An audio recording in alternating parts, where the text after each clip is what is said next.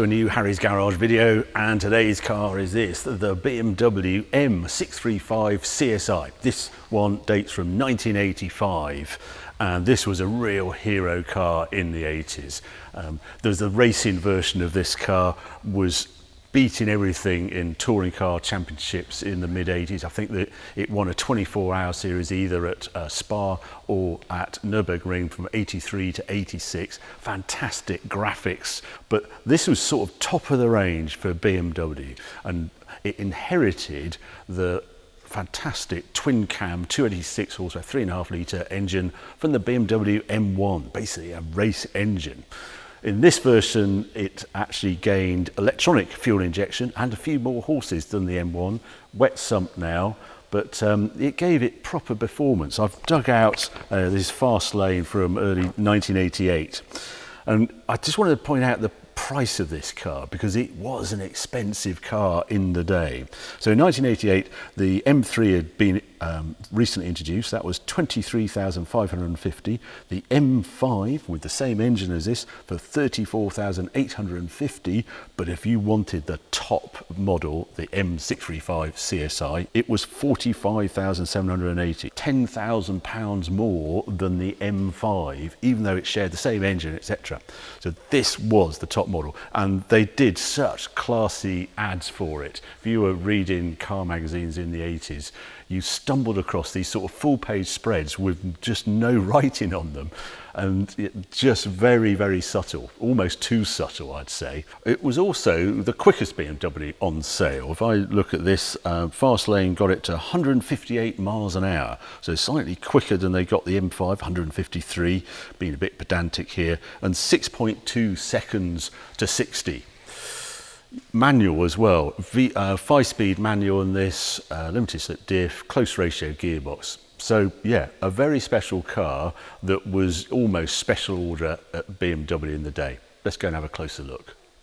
Amazing to think this car was actually being designed in the mid-70s. This M version actually arrived at the Frankfurt show in 1983, but it was so modern and it just so unmistakably BMW, obviously with the kidneys here and the twin round lights. I love the way you got these windscreen wipers on the lights, the washers. The M635 got a deeper front air dam here, and also the iconic M badge there as well. It's just, actually, you ought to point out, in the US and Japan, they actually named this car the M6, but not here in Europe. Come round to the side, you get these two-piece BBS wheels, cross spokes, so again, a very famous BMW design. In this age, unfortunately, this car is on TRX tyres. I say unfortunately because they're quite tricky to get hold of, and they're not really the best tyre to have. You'll see a lot of 6 Series of this age swap out to regular wheels and then keep these for best, but this has got the TRX wheels on it. Then inside you've got this terrific wraparound dash that we'll look at in more detail when we get outside, and then the Recaro sort of motorsport seats in it. Not a lot of room in the back, but a very nice place to be, and manual only, as I say, gearbox. And this coupe look, when I look at it now, I can't get over the depth of glass in it. Now, you know, cars would never have that much glass. So this would be much higher because of crash structure and all the rest of it. But my goodness, it gives it a beautifully elegant look, I think. Come around the back and you've got, yeah, rear spoiler on here. And very distinctive. When, as a kid, I could always remember seeing these two buttresses for the rear seats. Somehow that was very noticeable. Not quite so noticeable in this car because it's black trim, but a lot of these had sort of magnolia trim in them. And then at the back, huge great boot, and they actually moved the battery. I don't know if I can get this out. Yeah, they moved the battery to the back because they were trying to get better weight distribution, and to make up for the slightly heavier engine, the battery went into the boot. Yeah. But other than that, great big boot, and I have to point out, you cannot test a BMW this age without looking at the toolkit. Look at that, how fantastic is that? There are the bulbs, fuses, etc. You do not get toolkits like that, and so clever how it's just built into the boot like that. But what I have to show you on this car is obviously the engine. Yeah, forward hinging bonnet, but my goodness, look at that power.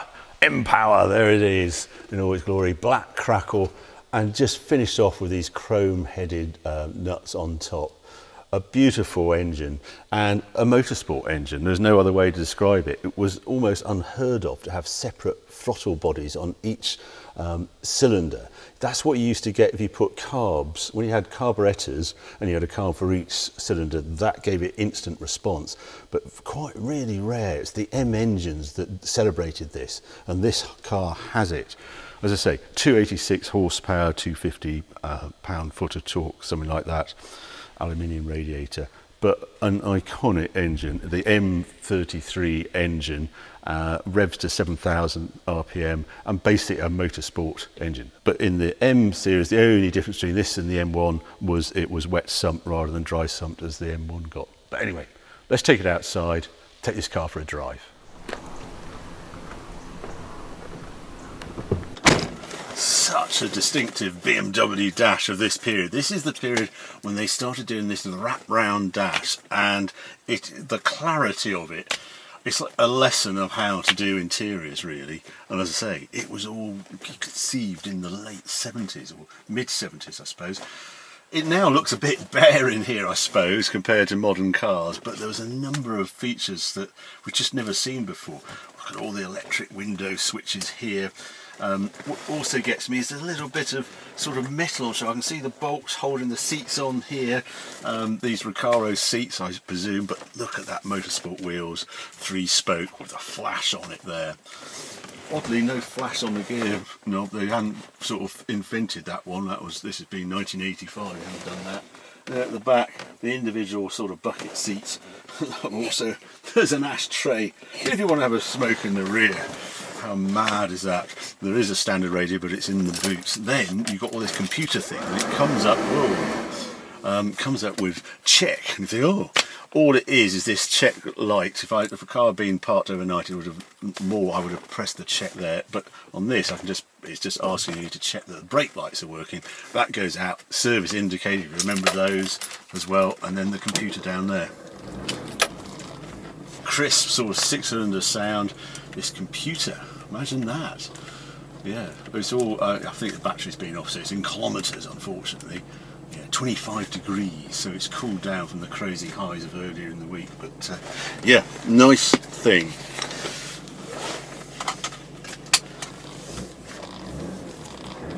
Just such a distinctive BMW sound from the 80s and 90s, really. Heavy clutch, the first thing you notice. Gear lever is sort of a long way away from the steering wheel, not exactly Lotus-like, and a bit of a wand really, not quite as tight. It's probably a little bit tighter when it was new. This car has done 53,000 miles, unrestored, loads of service stamps. So this, what I love about it is just really as it was, or it is a period car without being sort of titillated. It's just as is. So anyway, what I'm going to do now, head off to my normal roads. Oh, that's a great engine already, just the response on the throttle. Yeah, I'm going to head off, favourite roads, and you'll join me later.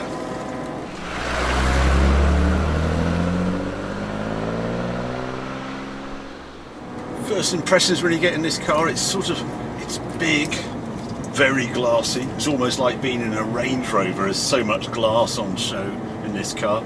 Other things, there's space in here. I mean, it's the tiny pillars as well that gives the great view out, and just a softer ride. It doesn't feel taut, doesn't feel sporting, should we say, as we expect today.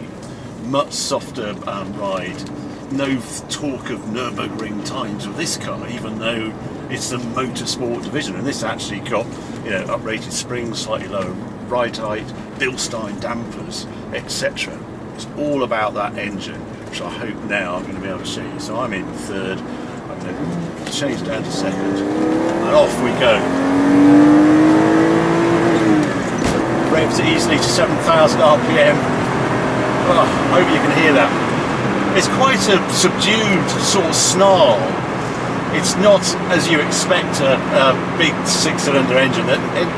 Cars are just noisier today. They make more of that rasp, but not so on this. It's a very classy car.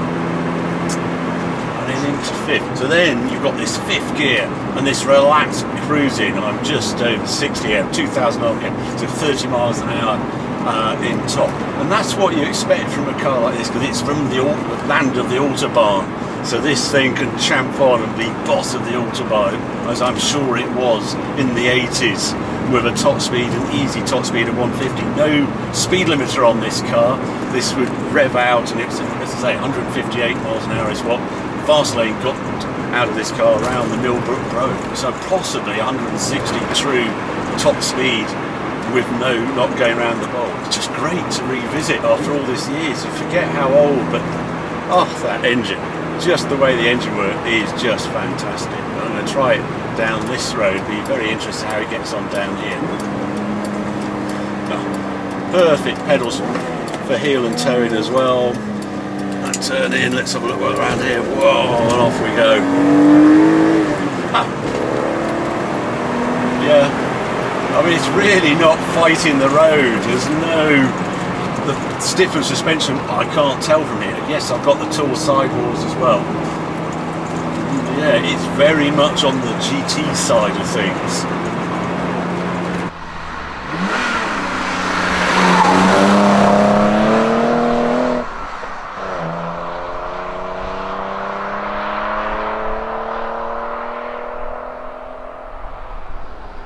Also can't get over how low the gear is. That second gear, 3,000, I'm just 30, just does over 60 in second, where we're just there. Yeah, hits the limiter just over 60 miles an hour, much lower geared than you expect, but it does give it that 6 second 0 to 60 time. See it through here, I have no issues down here whatsoever through here. Yeah, plenty small of that. Around here, that torque, 3,500 RPM, and it just hasn't got quite the sharpness that we expect today. Not bad actually. Oh yes, I can feel it roll. Sit down. Yeah. It's just a long-legged performance cruiser. I don't know how else to describe it. It's not the full sporting. You think from that motorsport name and its success as a racer, but no, they toned it down. They turned it very definitely into a road car, rather than a car that you occasionally take on track days. Absolutely not that sort of car at all. I think it's also worth comparing it to the M5, the E28 M5, which obviously shares the same engine, exactly the same spec as this car. That car is 50 kilos lighter, so it has a marginally 0.1 of a second quicker or so to 60 miles an hour, but a lower top speed because it's not quite as slippery as this car. Between the two, the difference is, I think the M5 has a stiffer shell. This feels of a slightly older vintage. Weirdly, I suppose you can tell from the name, this being an E24 in BMW speak, and the M5 being an E28. But they did share a lot of componentry, but I think the torsional stiffness of the M5 is more than this coupe version. I've been told that by an M5 owner I know well, and having driven the two, there is a distinct difference between the two cars.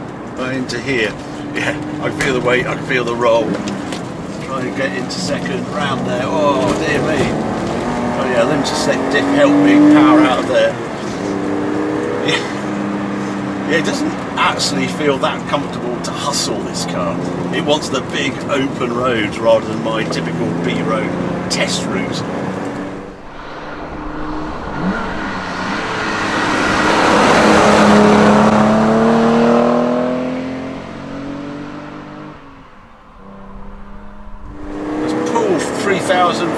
RPM, easy pull. It's not all about using the revs. And I'm also told this engine is really quite tough, because obviously it's a race unit, and it was built for racing and therefore could be tuned quite highly, and in 286 horsepower sort of mode it's fine. And I've seen some very high mileage versions of this car and the M5, the E28 M5, so they can certainly do the miles this car, but it's really rare to find one with 50,000 miles. Yeah, this car's coming up for sale at Hairpin Company. It's just come in. I saw it come in and I said, oh, can I drive it? So thank you very much for lending me this car to drive. It has that slightly slower pace than we expect of today. So yeah, the heavier clutch, the slightly slower steering, it's not as sharp, but then it's got those taller TRX tyres in it.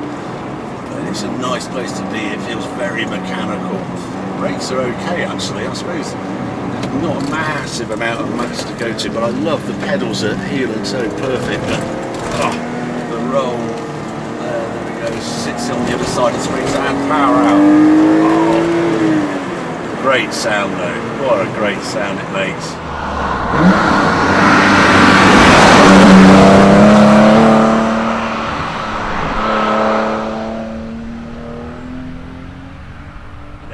M3, you think it's sporty and has that slightly coarse engine, it's never quite as quick as you expect. M5, I think it's the daddy really, it's much rarer than this, about half the number built in overall and in right hand drive. I think it's 500 and something right hand drive versions of this. 200 I should know, 220, I'll flash it up now how many right hand drive M5s they made. So although this is rare, the M5 is actually rarer overall. This was in production for longer. It's a connoisseur's choice, this one. It's the team owner's car. It's got real paddock presence when you park it up at a race meeting. I love that it's only available as a manual. They couldn't do an automatic version. There wasn't an auto that could cope with the high revs that this car is capable of. It's interesting to compare this to what else was around in the 80s, and I suppose the other car that was dominant on the performance scene was the Quattro, Audi Quattro. And comparing this to a Quattro, while I would have this for its crisper engine, its more dynamic response, yeah, it's obviously rear drive. I haven't driven this one in the wet, but I'm told in the wet it's quite lively. So over a Quattro, I think this has more dynamism about it. Against the M5, that's an interesting dilemma between this or the M5. The M5 has the Q car looks, the surprise factor. This one has the motorsport heritage, and you almost expect more from it because you look at the outside and the coupe and the price point, and yet it's the slightly softer version. Now that can be a positive because it breathes to the road. You're very definitely, it knows goes down when you're braking for corners, there's the roll around the corner. So it's a piece of cake to read. It's just the actual levels of adhesion aren't as high as you expect. So you're not actually going as quick, but you've got this engine that is crisp and just wants to rev out. And I have no problem believing that 150 mile an hour plus performance of this car, because it's the engine that's the star here. The other thing I'd say about this car is how modern it feels. It's quick enough for today's roads, and sort of the buttons and the ease of the controls and the clarity all feel remarkably modern. You just go and step in my Countach and then come back in here. They're light years apart, decades, and yet they were produced at exactly the same time. So this was really ahead of its time in the design and the layout, and just the general feel about it. Ultimate power perhaps not fantastic in today, but a super crisp, lovely to sit behind. The other thing I think its highlight is the styling, iconic styling, BMW styling, and that Motorsport 635 was absolutely bang on for me. Glorious to revisit then, this car. Think of it as the big bruiser, the cruiser, you can, you know, dash across continents in it. It's that sort of car, this. But with this motorsport edge, the connoisseur's choice, who doesn't want to appear too sporting, but you can still see off things like Ferrari 308s back in the period.